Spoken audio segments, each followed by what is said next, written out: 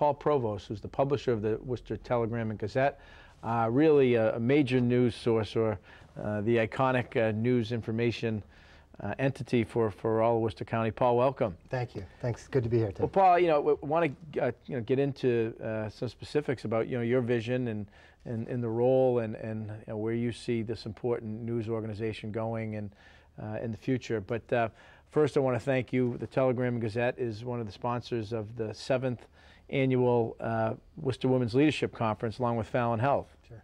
Yeah, and we're happy to do it. I think we've done it. It predates me, obviously, but I think we've done it for 7 years. Yeah, no, been a lead sponsor, and the conference's concentrations lead, inspire, and mentor. And while we are not necessarily going to be there for the whole day at the Worcester Women's Leadership Conference, it's important. We see the workforce diversifying, women playing increasingly important roles, hopefully taking over and leading more businesses and organizations. Important to have that mentorship. It's interesting that you bring it up and talk about that, because my leadership team really consists of me and 2 other men. The rest of it is women, and very talented people within the workforce.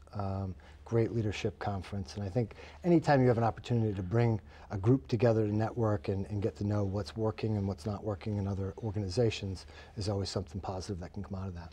Well, the concentrations I mentioned for the lead, inspire, and mentor, and a couple of the features of the conference, 2 keynote speakers, one of them in media, Deborah Roberts, and Mel Robbins, a whole series of breakout sessions, networking opportunities, announcement and a rollout of a new mentorship program, and this is all going to take place on April 14th, 2016 at the DCU Center from 8:30 to 4:15, and nearly 700 women have signed up. Yeah. A few spots left, and so if someone out there is interested, you don't have to be a chamber member. There is a cost though, but please go on our website, worcesterwomensleadership.com. And again, thanks to the Telegram for being one of our sponsors. We have 20 folks, I think, heading over to participate. So great opportunity. Good stuff. Well, Paul, thanks for the sponsorship, but really relish the opportunity to give you a chance to speak with our viewers and share your vision of the Telegram and how it plays in this new media world that we're in. And you've been on the job now how many months? Yeah, since November 2nd. November 2nd. Yeah. It's ever-changing and interesting. We're celebrating 150 years this year, and we have 4 major sponsors that are participating and helping us out with that. Great community connection. And it was an opportunity for us to really reconnect with the community in a very big way, and just show the work and the stories, and tell those stories over the past 150 years. We have our first 50-year section coming out at the end of this month. And we're just, we're part of the fabric of this community, and we take that really seriously. And we reach about 320,000 adults on a weekly basis, 1.1 million unique visitors on our website, and you talk about new media. We're in that game. We're for all intents and purposes now a digital agency. And that's going to be a real transformation of kind of culture, and you've seen it. I mean, you've had been in the news world delivery system. I know prior to the Telegram, a publisher of the Bulletin in Norwich, Connecticut. Yeah. Gatehouse Media now. You've been worked in advertising. You've worked in the news delivery world.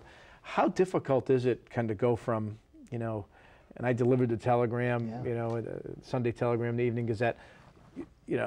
Just in 10, 20 years, you go from an organization that's focused on a product that has a morning and an evening deadline. It's delivered now where it's 24/7. You've got to almost retool and reorganize everything.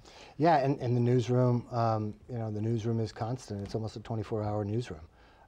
So it's complicated things in a lot of ways. It's also made it a lot more up-to-date and ever-changing. The digital world has changed things. I started in this business in 2000, and we launched our website at the Bulletin in Norwich, as you mentioned. It was the first website launched. And if you think back, 16 years ago. It's not that long ago. Right. And look how far things have changed. Now it's all about mobile and the audience and how they're consuming information through their mobile devices, whether it's their phone or their tablets. So it's ever changing, and it's moving even faster now. And pressure in terms of the model. I mean, you know, how do you pay for the reporters and the staff and the things that, the equipment. In the past, it was selling advertising that, you know, people, you could deliver to X many to X number of households. Now it's, how do you sell advertising in that mobile medium and on tablets and on phones? Yeah, so it's really connected to all of the platforms that we have. So print is still incredibly viable and very important to us. And through print and also our website and our mobile website with our app, we have all of that organic opportunity to sell that audience, which is still very powerful. Then we can go outside of that audience to nearly 10,000 premium websites, whether that's, you know, a news website in CNN or Fox News, ESPN. We have opportunity because we real-time bid, and we're buying inventory on those sites to be able to extend the reach of our advertisers onto sites like that. So it's created this digital agency, and, you know, it's a different type of a sale. The print opportunity is still there to reach the mass audience.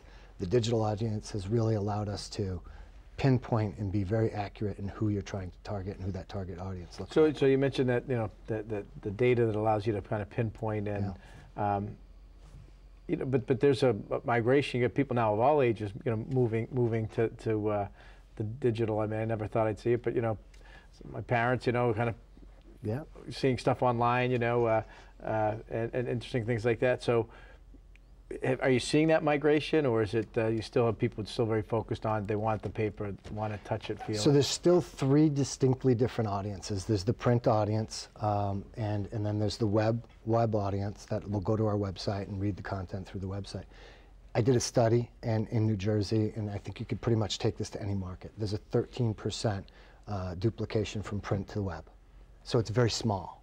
And then from web to mobile, it's only a 7% duplication. So like your investment portfolio, you have distinctly different audiences, you have distinctly different opportunities to reach different people as an advertiser. And you have to utilize all of them in order to get the results. And one thing, you know, regardless of the medium in which people receive the information, I mean, clear here in central Massachusetts, and some of this is just the way technology developed over the years, I mean, the Telegram has played an incredibly important role as the prime deliverer of news to Worcester County, to Central Mass. A lot of expectations and responsibility comes with that. And how do you grapple with that when you're facing tough budgets, you know, non-local ownership, things like that? How do you kind of balance that and stay true to the mission? Yeah, I think it is all about the people on 100 Front Street, both on the 3rd and the 5th floors, that really take the responsibility of their roles and the history of the newspaper, and really providing information seriously. And it doesn't matter, you know, who the owner is, as much as the responsibility, as you just described, that we take personally to deliver the best and most accurate news possible to the you know, readers of Central Mass. Right. We just got a couple of minutes left in the segment. You know, as you kind of look at the newspaper and that kind of responsibility, delivering the news, you know, how do you make those decisions about local news and then, you know, world events and you know, what's happening nationally? I mean, how do you juggle the kind of, what do you prioritize? So we're writing for the web first, and then taking the information depending upon what's happening.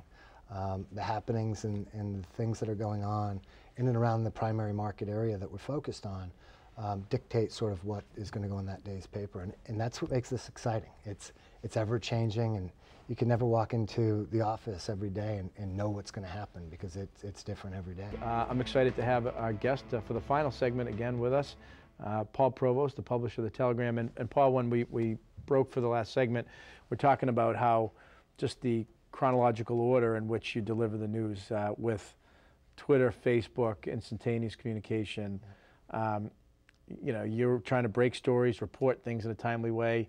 You've got to focus on utilizing that electronic media, then updating, freshing, and then having a fuller story maybe in the actual print, right? How does that all? Yeah, and our professional journalists have really honed their craft over the years.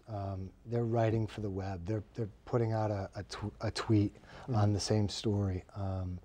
they're sometimes taking pictures with their phones or shooting a video that then gets embedded into the story. So they are multi-talented and utilizing their professional skills as journalists to report the news without opinion. And that sometimes gets lost with the readership and the difference between a columnist and a reporter, where a columnist will have an opinion. An opinion and an edge or an angle, right? Exactly. Yeah, and the reporter is there to be neutral and just report what they're hearing, seeing, and getting information. In most cases. Hopefully in all cases. And then the editorial board, and that's the opinion of the newspaper. Right, right. And so one of the things that you've talked about is coming on as publishers, kind of some new twists, some new features. Share with our viewers about what you're doing for your readers. So one of the things that we brought was point counterpoint, and we have two great folks that are helping us out with that, and they're writing a local issue or maybe a national issue from the left and from the right, and then really providing those positions and allowing the readership to read both and say, okay, I'm going to formulate my own opinion based upon what I'm seeing. And that's the one with former City Council and Attorney Rick Rushton, right. And then Roberta Schaefer, who's the former director of the Worcester Regional Research Bureau. So correct. Both known for being on different ends of the political spectrum, right? Right, right. And then those who serve, which is just going and finding somebody who served in the military and telling their story. And we've done 2 of those so far. So that's a monthly piece that we're doing as well. Having served yourself, United States Army, thank you for your service. Thank Do you get a feature in there at some point? Yeah, probably not. There's probably there's better stories than mine. Well, as an Army MP, I bet you got a few good ones. Yeah, there's a few. And as you're from New England, you've worked in New England. Just your experience in the 6 months you've kind of been here in Worcester and Central Mass and kind of interfaced with the Telegram readers and staff. What's your sense of things? It is amazing how welcoming this business community, the readers, just the community itself has been specifically to me. The staff is unbelievably talented. You were one of the first people I met, and Tim Garvin, and just welcomed, and I really appreciate that. And that's what I found really throughout Central Massachusetts as I've moved around and met people throughout the market. It's a refreshing situation to be in and to run the premier news source in Central Massachusetts is a thrill. Right. Given the transition that all media has gone through and organizations have to become multi-pronged. I mean, you just described it in how your reporters, they've got to be understand social media and tweeting and Facebook and getting the word out, and then also getting the story right and asking the right questions and doing their homework and due diligence. But also challenging, and certainly newsrooms and news organizations have shrunk, generally speaking, as they take advantage of technology, which is not that different than many other businesses. Right. But how do you get young people or people excited into going into careers in journalism, given the rapidly changing dynamic? Yeah, and I think it's journalism is a profession that people choose, and you go to college and you learn journalism, and then hopefully that continues on into a career. And I think there's a long time left of what we know as journalism, and the information, people are still going to need information, whether that form is in a printed form or in some new technology that we don't even know about. And we just talked about 16 years, we launched our first website at one of the newspapers I was at. Where are we 16 years from now? Because technology is moving so quickly. We don't know. But I still believe there's a long time left of the printed newspaper, just because it's still a source of information, and there isn't that duplication. Right, and the Telegram now is part of a larger organization, Gatehouse Media, and certainly people have said, what does that mean? And is that a good thing? Is it a bad thing? Your perspective, having worked at not just Gatehouse, but worked for some of the local regional papers through your career. How do you find that balance? Yeah, I think Gatehouse Media offers us a lot of the opportunities that you talked about for efficiencies. They're a huge national organization, the largest by single newspaper in the country. So their portfolio makes them the largest. That allows for a lot of opportunity for us to connect with their network. Shared content helps us. But we're still a local market, and we run locally and independently and make a lot of decisions that way. So we use the corporation when it benefits us and really stay as our sole entity in central Massachusetts as much as we can. Right, right, right. Well, appreciate you being with us, Paul, for both segments and for your support of the Chamber, and look forward to having you back at some point to kind of update and talk of things that are happening, and appreciate the fact that you are a Chamber member of Business and an employer in the region. So thank you.